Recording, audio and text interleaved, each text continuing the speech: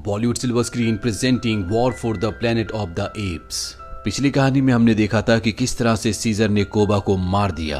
कोबा की वजह से इंसान अब चिंपैंजीज के दुश्मन है। यहाँ पर पूरी की पूरी आर्मी की बटालियन आ चुकी है, जिनमें से कुछ सोल्जर्स जंगल में कुछ एप्स के साथ लगातार उस तरफ बढ़ रहे होते हैं जहाँ पर सीजर और उसके सभी साथी रहते हैं।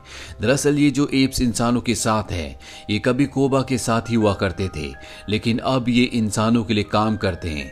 इंसान इन्हें डोंकीज कहते हैं। अब ये सोल्जर्स अपने डोंकीज यानी एप्स के साथ उस जगह पहुंच जाते हैं जहां पर सीजर और उसके साथियों की सरहद है। यहां पर कुछ एप्स होते हैं जो पहरा दे रहे होते हैं और तभी एक सोल्जर उनमें से एक एप को गोली मार देता है। गोली की आवाज सुनकर सभी एप्स इनके ऊपर हमला कर देते हैं। वो तीरों की बौछार कर देते हैं, जिससे लगभग सभी सोल्जर्स मारे जाते हैं। यहाँ पर एक सोल्जर को दिखाया जाता है जिसका नाम प्रीचर है। वो रेडियो पर कर्नल को सब कुछ बताता है कि यहाँ पर क्या हुआ, पर तभी यहाँ पर एप्स आ जाते हैं जो प्रीचर और उसके 3 जिंदा साथियों को और साथ ही एक एप को जिसका नाम रेड है उसे पकड़कर अपने इलाके में ले जाते हैं, जहाँ पर सीजर उनके सामने आता है और वो प्रीचर को बताता है कि इंसानों से जंग उसने शुरू नहीं की थी, बल्कि कोबा नाम के एक एप ने की थी जिसे मैंने मार दिया। और एक यही कारण है कि कोबा के जितने भी साथी थे वो मेरे डर से इंसानों के साथ शामिल हो गए। अब यहाँ पर जो रेड होता है, वो एप जो इंसानों का साथ दे रहा है, वो सीजर से कहता है कि मैं तुम्हारे डर से इंसानों के साथ शामिल नहीं हुआ, बल्कि मुझे पता है कि कर्नल बहुत ताकतवर है, वो तुम सबको खत्म कर देगा। सीजर अपने साथियों से कहता है कि रेड को बंदी बना लिया जाए, जबकि वो चारों के चारों सोल्जर्स को घोड़े पर बिठाकर वापस भेज देता है। दरअसल सीजर इंसानों के साथ जंग नहीं चाहता, बल्कि वो शांति चाहता है, इसीलिए उसने सभी सोल्जर्स को छोड़ दिया होता है। अब जितने भी एप्स जख्मी होते हैं नदी के किनारे अपने जख्मों को धो रहे होते हैं और तभी यहाँ पर एक एप आता है जो रेड को बंदी बनाकर ले गया था। वो बताता है कि रेड भाग चुका है। अब यहाँ पर सीजर का बेटा रेड आई भी अपने दोस्त के साथ आ जाता है। दरअसल वो अपने दोस्त के साथ एक बहुत लंबी जर्नी पर गया था। वो ये देखने गया था कि एप्स के लिए कौन सी जगह सुरक्षित हो सकती है, और यहाँ आने के बाद वो बताता है कि उसे एक जगह मिल चुकी है जहाँ पर सभी एप्स सुरक्षित तरीके से रह सकते हैं।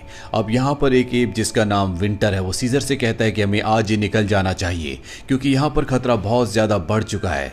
सीजर कहता है कि सही वक्त आने पर हम यहाँ से निकल जाएंगे।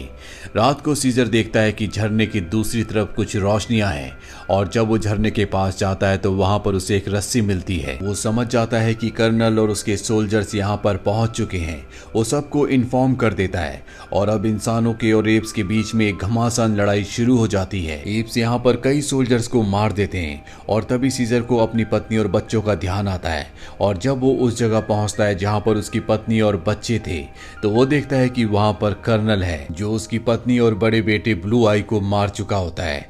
दरअसल कर्नल को ये लगा था कि ब्लू आई सीजर है। सीजर अपने परिवार की मौत से गुस्से में आग बबूला हो जाता है। वो कर्नल को मारने के लिए उसके पीछे जाता है, लेकिन तब तक कर्नल रस्सी के सहारे यहाँ से निकल जाता है। सीजर जब वापस अपनी पत्नी और बड़े बेटे की डेड बॉडी के पास आता है तो वहां पर उसका छोटा बेटा भी पत्थरों के पीछे छुपा होता है। अब यहाँ पर सभी एप्स होते हैं सिवाय एक एप को छोड़ के जिसका नाम विंटर है, जो सीजर का वफादार था।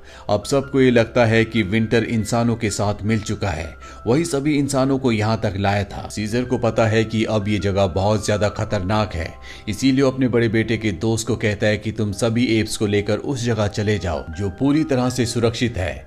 मैं कर्नल के पीछे अपनी पत्नी और बेटे की मौत का बदला लेने के लिए जा रहा हूँ। यहाँ पर सीजर का जो सबसे अच्छा दोस्त है जिसका नाम मॉरिस है, वो कहता है कि मैं भी तुम्हारे साथ चलूंगा। हालांकि सीजर नहीं चाहता कि उसके साथ कोई भी आए, लेकिन उसका दोस्त मॉरिस और 2 और चिंपैंजीज उसके साथ उसके सफर पर आगे बढ़ चलते हैं। ये चारों के चारों एक घर के बाहर पहुंचते हैं जहां पर एक आदमी को देखते हैं। इससे पहले कि वो आदमी इन पर गन से फायर करता, सीजर उसे मार देता है। और अब जब ये घर के अंदर जाते हैं तो इन्हें वहां पर कोई भी नहीं मिलता। वहां पर सिर्फ एक बच्ची होती है और जब मॉरिस उस बच्ची के पास जाता है तो उसे पता चलता है कि वो बोल नहीं सकती।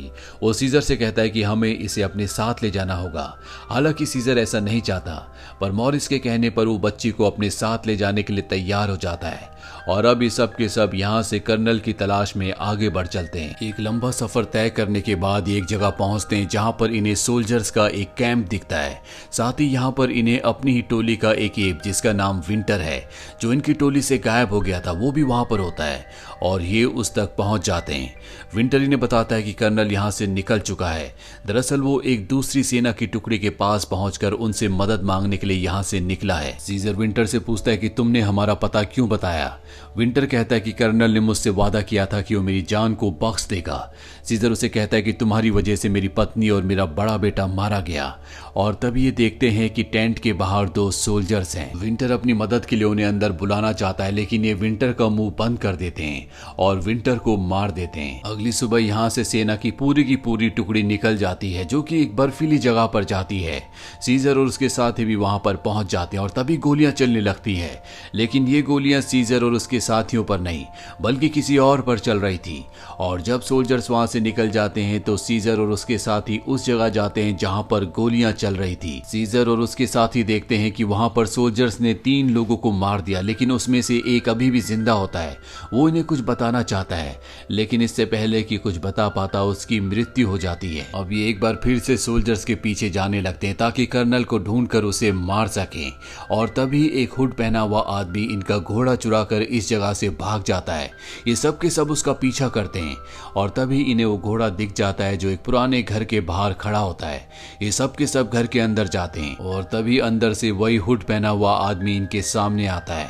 और जब वो अपना हुड हटाता है तो ये कोई इंसान नहीं बल्कि ये भी उन्हीं की तरह एक एप होता है, जिसे देखकर ये पूरी तरह से हैरान हो जाते हैं। और इन्हें समझ में आ जाता है कि इस दुनिया में सिर्फ यही नहीं बल्कि और भी बहुत सारे एप हैं जो इंटेलिजेंट हैं। वो एप इन्हें बताता है कि मुझे लगा कि तुम इंसान हो, इसीलिए मैं तुम्हारा घोड़ा चुरा कर भाग गया था। मैं पहले सर्कस में था और मेरा नाम बैड है। अब बैड इन्हें खाने के लिए कुछ देने के लिए एक पैकेट से खाना निकालता है और ये खाने का पैकेट उसी मिलिट्री कैंप का होता है जहां पर सीजर और उसके साथियों को जाना है, क्योंकि उसी जगह पे कर्नल है। हालांकि बैड एप उस जगह नहीं जाना चाहता, लेकिन सीजर बताता है कि उन्होंने मेरी पत्नी और मेरे बड़े बेटे को मार दिया। यहाँ पर जो एप होता है इसने भी अपने बेटे को खोया होता है, इसीलिए बैड एप सीजर और उसके साथियों को उस जगह ले जाने के लिए तैयार हो जाता है। और जब ये उस जगह पहुंचते हैं तो ये दूरबीन से उस जगह का मुआयना कर रहे होते हैं।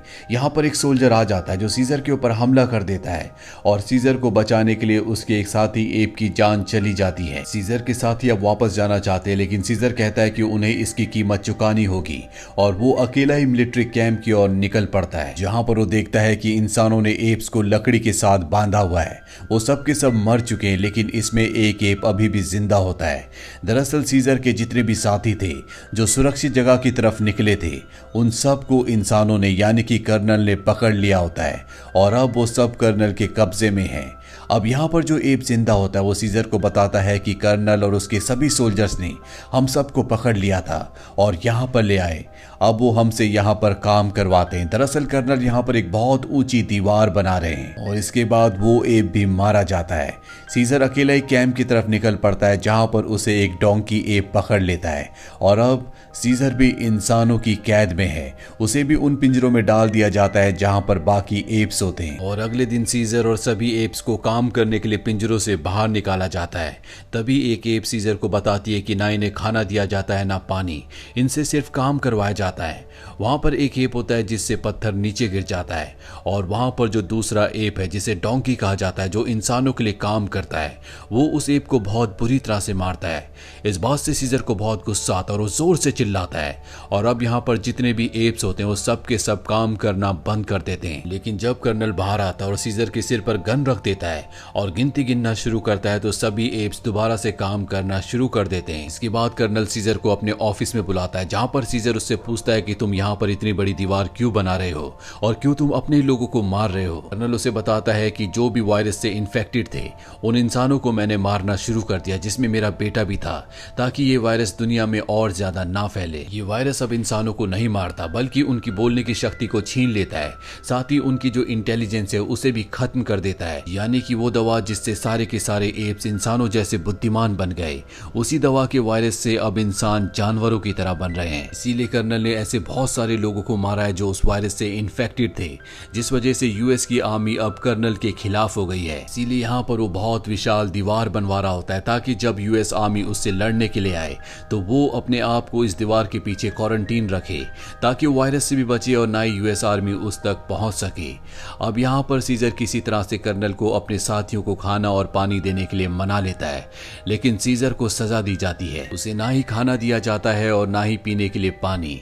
अब वो लड़की जिसे सीजर और उसके दोस्त मॉरिस ने बचाया था, जो बोल नहीं सकती, जब उसे पता चलता है कि सीजर को खाना पानी नहीं दिया जा रहा, जिस वजह से उसकी हालत बहुत ज्यादा खराब हो गई है, तो रात के अंधेरे में वो चुपचाप सीजर तक पहुंच जाती है और उसे पीने के लिए पानी और खाना भी देती है। पर इससे पहले कि वो लड़की वहां से निकल पाती, वहां पर कर्नल आ जाता है।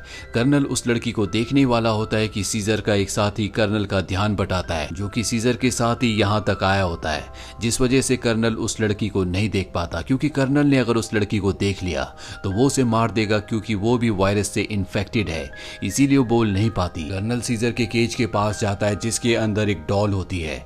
दरअसल उस लड़की ने, जिस लड़की ने सीजर को खाना खिलाया था और पानी पिलाया था, ये डॉल उसी की होती है जो उसने सीजर को दी थी, और कर्नल इस डॉल को उठा लेता है। अब सीजर के साथी को भी केज के अंदर बंद कर दिया जाता है। वो सीजर को बताता है कि हमने यहाँ से निकलने का एक प्लान बनाया है। बाहर मॉरिस और बैड एप है जो कि सुरंग खोदेंगे और सभी चिंपैंजीज को यहाँ से निकाल लेंगे। अगले दिन सीजर और उसका साथी जब काम कर रहे होते हैं तो सीजर का साथी दूर से मॉरिस को इशारों में बताता है कि कहाँ पर सभी के सभी चिंपैंजीज को कैद कर कर रखा गया है, ताकि वो जमीन के नीचे टनल से उस जगह पर सुरंग खोद सके। अब मॉरिस और उसका साथी बैड एप वहां पर सुरंग खोद देते हैं और रात को जो गार्ड पहरा दे रहा होता है उसे नीचे खींच लेते हैं। उसके पास चाबियां भी होती है उन सभी केजेस की जहां पर एप्स बंद हैं। सभी एप्स को आजाद कर दिया जाता है और इसके बाद सीजर यहां पर चिंपैंजीज के जो बच्चे होते हैं उन्हें आजाद करने के लिए जाता है, क्योंकि आज रात को यूएस की सेना यहां पर हमला करने वाली है, क्योंकि वो कर्नल के खिलाफ है। सीजर अपने सभी साथियों को सुरंग से सुरक्षित निकाल देता है, लेकिन वो खुद नहीं जाता, क्योंकि वो अपनी पत्नी और अपने बेटे का बदला कर्नल से लेना चाहता है। लेकिन जब वो कर्नल के रूम में पहुंचता है तो वो देखता है कि कर्नल ने बहुत ज्यादा अल्कोहल पी रखी है। वो बोल भी नहीं पा रहा होता, क्योंकि अब वो भी उस वायरस से इन्फेक्टेड हो गया है, जिस वायरस के लिए उसने कई मासूम लोगों की जान ली थी। दरअसल उसने जब सीजर के केस से उस डॉल को उठाया था तो उसे नहीं पता था कि ये डॉल उस लड़की की है जो खुद भी वायरस से इन्फेक्टेड है, और इस डॉल के थ्रू उसकी बॉडी में भी वायरस आ चुका होता है, और अब वो भी उस वायरस से इन्फेक्टेड है, जिस वायरस के लिए उसने कई लोगों को मारा है। अब सीजर उसे देखकर उसे मारना चाहता है, लेकिन सीजर उसे मार नहीं पाता। लेकिन कर्नल खुद अपने आप को मार देता है, क्योंकि वो जानवरों की तरह जिंदगी नहीं जीना चाहता। वहीं बाहर कर्नल के जितने भी सोल्जर्स होते हैं उनके ऊपर अब यूएस आर्मी हमला कर चुकी होती है। दूसरी तरफ से एप्स निकल रहे होते हैं, और जब कर्नल के सोल्जर्स देखते हैं कि एप्स यहाँ से भाग रहे हैं तो वो उन पर हमला कर देते हैं, जिससे कई मासूम एप्स की जान चली जाती है। सीजर भी सब कुछ देख रहा होता है और वो उन्हें रोकने के लिए वहां पर एक फ्यूल टैंक को उड़ाना चाहता है, ताकि ब्लास्ट से सारे के सारे सोल्जर्स मारे जाएं। लेकिन तभी प्रीचर उस पर हमला करता है। प्रीचर वही है जिसने इस कहानी की शुरुआत में सीजर के बेटे के दोस्त को जख्मी किया था। प्रीचर सीजर को मारना चाहता है। दूर से सीजर का वो साथी जो इंसानों के साथ है, जिसे इंसान डोंकी कहते हैं, वो सीजर की बहादुरी देखकर अपना दिल बदल देता है और प्रीचर को मार देता है। जब इंसान देखते हैं कि उस चिंपैंजी ने जो उनके साथ उनके लिए काम किया करता था उनके साथी को मार दिया, तो वो उसे मार देते हैं। और अब सीजर को मौका मिल जाता है और वो टैंक को ब्लास्ट कर देता है, जिससे एक बहुत बड़ा धमाका होता है। इस धमाके में कर्नल की लगभग पूरी आर्मी मारी जाती है, लेकिन अब यहाँ पर दूसरी आर्मी भी आ चुकी है जो सीजर को देख लेती है। पर इससे पहले कि वो सीजर को मारती, सीजर ने जो धमाका किया होता है उससे बर्फ की चट्टानें नीचे गिरना शुरू हो जाती है। सीजर के जितने भी साथी चिंपैंजीज होते हैं वो सब के सब पेड़ पर चढ़ जाते हैं, साथ ही उस लड़की को भी पेड़ पर ले जाते हैं जो बोल नहीं पाती। और अब बर्फ के फिसलने से, जिसे एवलांच कहा जाता है, सारे के सारे इंसान मारे जाते हैं। इसके बाद मॉरिस सीजर के पास आता है। मॉरिस को समझ में आ जाता है कि सीजर अब बच नहीं सकता। वो सीजर को कहता है कि एक दिन मैं तुम्हारे बेटे को जरूर बताऊंगा कि तुम कौन थे और तुमने एप्स के लिए क्या किया था। तुम्हारी ब्रेवरी को कभी भुलाया नहीं जा सकता। और इसके बाद सीजर की मृत्यु हो जाती है। इस फिल्म के 2 और पार्ट्स हैं जिनके लिंक्स हमने नीचे डिस्क्रिप्शन में दिए हैं। तो ये थी पूरी कहानी war for the planet of the apps की। ये कहानी 2017 में रिलीज हुई थी। IMDb पर इसकी रेटिंग है 7. 2.4। उम्मीद करते हैं कि ये कहानी आपको पसंद आई होगी।